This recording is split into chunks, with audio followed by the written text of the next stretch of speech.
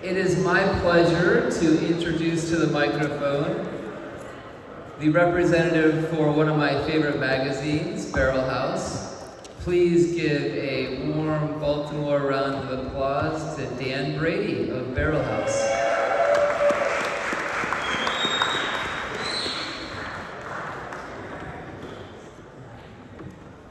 Hey everyone, I'm Dan. I'm the poetry editor of Barrel House. We started about 20 years ago in DC as a magazine. We still print new issues. We got a new one out there right now. Some of our contributors are here, so thank you guys. We also do books, and a bunch of our readers are from our collections that we've published. I want to give a special thank you to Stefan, because AWTP is a special time with Stefan, whether it's like a bathtub full of beers in a travel lodge or reading poetry in a beautiful church. So thank you for having us here. I just want to give one little plug. We run a much smaller conference in DC every spring.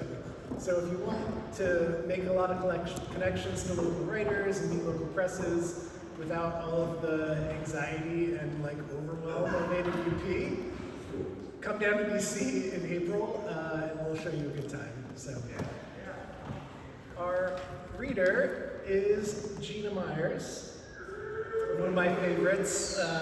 She has a new book out, Works and Days, from Radiator Press. Other titles include Some of the Times, which is from Barrel House, and Hold It Down, and A Model Year. Gina.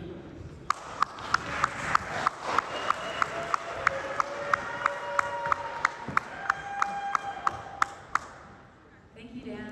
Thanks to Barrel House and Smartish Pace and 32 Poems. It's really great to be reading in this venue alongside all these great writers. I'm going to be reading from my new book called Works and Days. It's one long poem, I'm not going to read the whole thing, about being a poet with a day job. Works and Days. My boss emailed the department a TED Talk on gratitude. She wanted us to feel grateful for our shitty jobs. When 40% of the staff was laid off yesterday, she suggested we have morning meditation sessions. I went through a year of spiritual growth. What does that mean for an atheist? I think it means I'm more centered now, more intentional. There were times in my life when I thought it was okay to be angry all the time, to have my anger go in every direction. Now my anger has intention. I want it to be useful. At the marketing conference, they're teaching us to sell authenticity. They say our brands must express empathy. A thought leader delivers the keynote on vulnerability. Her presentation ends with a quote from Gandhi. What all is carried out in my name? We experienced the hottest month on the planet. We did it again and again. Look, we're doing it again right now. Everybody's working for the weekend, unless you're working for the clampdown. The Jam sing, if we tell you that you got 2 days to live, then don't complain. John Maynard Keynes thought that technology would advance enough to give us a 15-hour work week, and David Graeber pointed out that it probably has. If you only worked 15 hours a week, what would you do with the rest of the time? At work, I attend an employee wellness event on financial planning and debt. It's sponsored by a bank, and they tell us to pay down debt, we should get second jobs. The bankers say another way to alleviate debt is to monetize your hobbies. Recently, after a poetry reading, I told another poet that poetry is more like a hobby to me. I didn't really mean it, and if I did, I still don't know how to monetize it. I don't want to monetize my life. Modern Times opens with our hero, the tramp, working in a factory, where he faces numerous indignities. The most dehumanizing is when he's forced to demonstrate a new feeding machine that will allow workers to work through their lunch breaks. It's already a terrible contraption before the machine malfunctions and sends soup into our hero's face. Has Amazon created a feeding machine for its warehouse employees yet? The workers already treated like a machine and forced to be in competition with machines that track how many items they process and when they use the bathrooms, the algorithm flagging concerns of low performance and idle time. Once while visiting the city I grew up in, I went to a diner with friends from high school. They asked what I was doing for work, and I told them whatever ridiculous title I had at my office job. So you're a pencil pusher, they said. At the end of the day, there wasn't a product to show. I told the visiting writer I wasn't writing anymore. She teased, I guess you've said everything you need to say. Another time I was the visiting writer, and a student asked, what does not writing look like to you? It turns out, when I wasn't writing, I still filled notebooks with words, but I didn't think it counted because there wasn't a product to show. What happens to work of imagination when my imagination feels dull and slow, when I am tired from the workday, when I have been busy working at work? I like to know the real work of living, the things you do not for a paycheck. What is it that keeps you alive?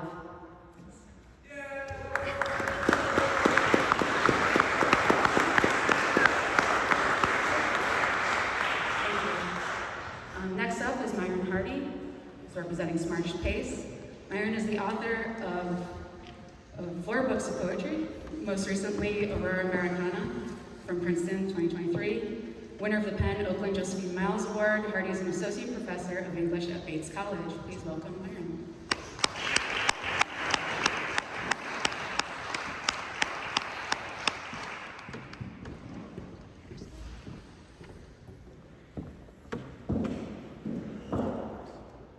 Things are falling. All right. Thank you everyone for being here. Stefan, thank you so much for the invitation. So I'm going to read 2 poems. The first poem will be from my collection, Aurora Americana, and the second one will be the piece published in Smartish Pace. Both of these poems take place in North Africa. I lived in North Africa for almost a decade. Solemnity. At the mosque's entrance, 3:30 a.m., Syrian women beg, wearing black gloves. Your father's grandmother was Syrian before the country was ash, before the government turned to kill its people. What incites that internal blaze? What says, it is me I will take, or not me, but those whom I claim? We're claimed after meditation. We're walking an empty street after preparing to play drums. After I recognize the heather in air, after we swim in a pool surrounded by azaleas, after your mother smiles, observing us, after we sleep in her house, fields of sunflowers. I'm on a bus watching them sway. I'm forgetting the distance, the inevitable loss I will hold warm as snow whitens the green. What will you hold? What will you see beyond your hands? Streets lined with jacarandas that morph to pines, to a self beneath ice that wolves trample silently. Someone still begs. Someone still believes in our innate generosity. You're waiting for me, but refuse to say it. You believe in returns. You believe in the planet's roundness. You believe in gravity's inaudible assurance. You believe in what I doubt.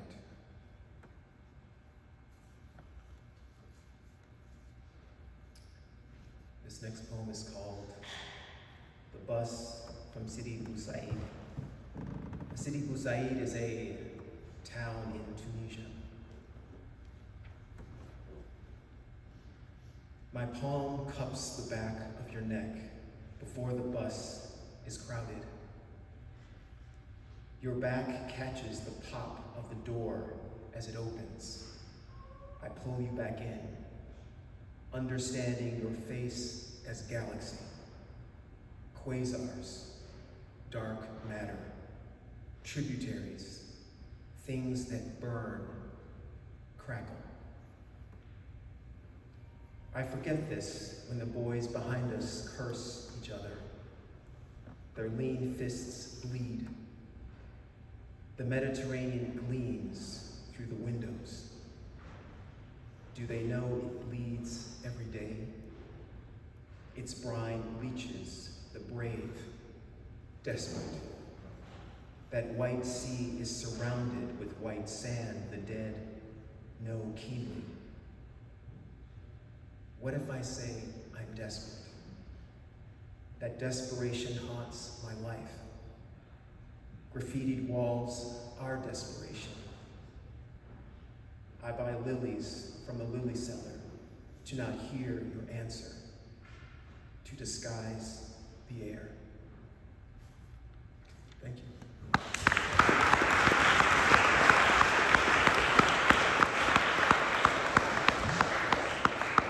And our next reader is Harél. His most recent poetry collection, Let Our Bodies Change the Subject, was selected by Kwame Dawes as the winner of the Prairie Schooner Raz Schumacher Book Prize in Poetry.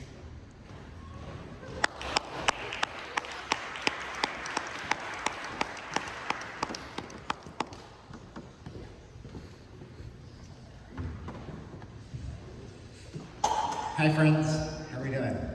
I'm honored to be here with some of my favorite journals and writers. I am going to read 3 short poems. 2 are from my collection, Let Our Bodies Change the Subject, which came out a couple years ago, and then a new one. This first poem is the opening poem in the collection. It takes place in and around New York City, ends up in Queens. And it follows a summer where my daughter, kind of question by incisive question, came to understand death in her own way. It's called Sad Roller Coaster. My daughter is in the kitchen working out death. She wants to get it, how it tastes and feels. Her teacher talks like it's some glittery gold sticker. Her classmates hear rumors, launch it as a curse when toys aren't shared. Between bites of cantaloupe, she considers what she knows. Her friend's grandpa lives only in her iPad. Dr. Seuss passed, but keeps speaking in rhyme. We go to Queens Zoo and spot the beakish skull of a white-tailed deer tucked between rocks in the puma's enclosure. It's just for show, I explain, explaining nothing. That night and the one after, my daughter dreams of bones, how they lift out of her skin and try on her dresses. So silly, she laughs when I ask if she's okay.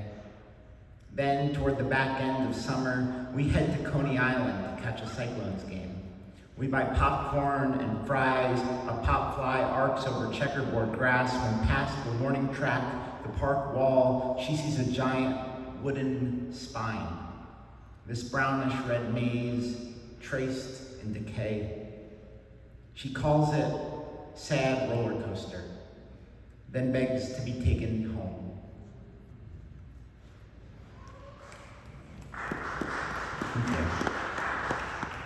So most of my poems go through a ton of revision. I feel like if I've become a better writer over the last 25 years, it's not because I've become like a more inspired human being, but because I've become a better reviser. But once in a while, a poem will just kind of happen. And this is a poem I wrote after one of the weirdest conversations I was ever a part of. Not sure if there's any gamers in the room, but I had to learn about this after the fact. The poem is called Survival Mode. Our daughter is killing villagers again. I'm upset because we've talked about this, the villager killing, last week over dinner, and how we're totally not okay with it. Now here she is, killing villagers again. It was different this time, our daughter insists. I just needed somewhere to sleep. She spears a single green bean, lifts it to her lips. You can't get mad at me for needing somewhere to sleep. Our son nods along, either listening or bouncing his bangs into his eyes. My wife and I glance at each other. Truth be told, we need more information. What was she doing roaming a village with nowhere to sleep? Was killing really the last reasonable resort? Couldn't she have bartered or built her own bed? We're set to interrogate when our son suddenly stops bobbing his head to ask what a villager looks like, dead. Oh, says our daughter, setting down her fork. You know how dead cows look? All red after they fall to the ground? Same with villagers. They just die, and that's it. And then they disappear. And I was like, what the fuck? I was like, whatever you're doing, stop doing it. So I'm gonna end with a new poem. My son is 10 years old, and he's a big fan of venomous snakes. So this one's for him. Thank you for listening. It's called Desires of the World. Our son wants rats. Our son wants rats to feed to the snake he really wants. My wife and I want our son to stop wanting immediately, though at least he still desires the world. My wife and I want the world to back off. We'd like a to-do list of inky blue strike-throughs, a clean, easy bed to crawl into and sleep. Most nights our boy slinks under covers, shoves between us, so cute we usually don't mind. A friend of mine says rats actually make great pets, are super intelligent, loyal, etc. The one drawback, he tells me, is they don't live very long. Perfect for our son, who prefers them served up, dropped in the enclosure of a python or boa as undulating muscles coil and constrict. I think our son is something of a naturalist. He spins around spitting facts and quizzes.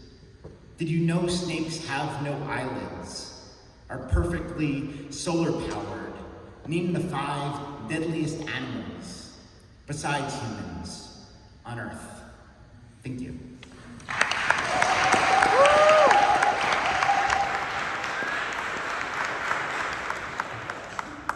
Our next reader is Lena Phillips Bell, the author of Mike Could, winner of the Anthony Hecht Prize, and Ornament, winner of the Vassar Miller Prize. She teaches at UNC Wilmington and is the editor of Ecotone.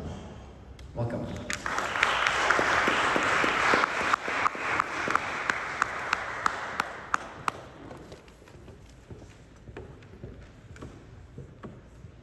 Jared, I don't think I've heard your poems out loud before. What a pleasure. And what a pleasure to read in church. I want to thank the 3 magazines who have made this happen, who I each look to for really good stuff happening in new poetry, and especially George David Clark, who said yes to this poem I'm about to read. I'm going to read you 2 prayers, since we're in church, and one poem in the middle that's maybe not a prayer. List. Lean me to you, me to your upstanding, held in tilt, in kilter. Let my angle be untakeable.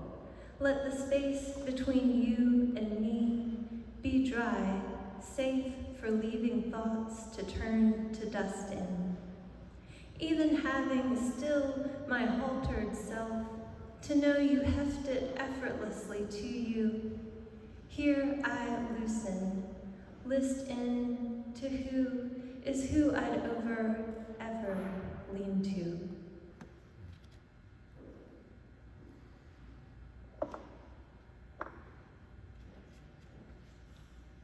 Golden. Poor spider, telling me the only way it could that it was caught between my sweater and me, with itchy legs, with tiny bites. I reckon, mouth too tiny to get at me. If you think someone is biting you, take off your clothes, the first rule of the garden. Don't just pull your collar up in the mirror and glance and shrug. A shrug could crush to death a tiny jumping spider there at your shoulder by no fault but for being as close to something growing as it could. No, not you. the loose-knit chartreuse cotton. Let it out, into the grass and weeds, fabric it knows. Its gray-furred legs, its sparking golden eyes, its jaws ready to seize something its size.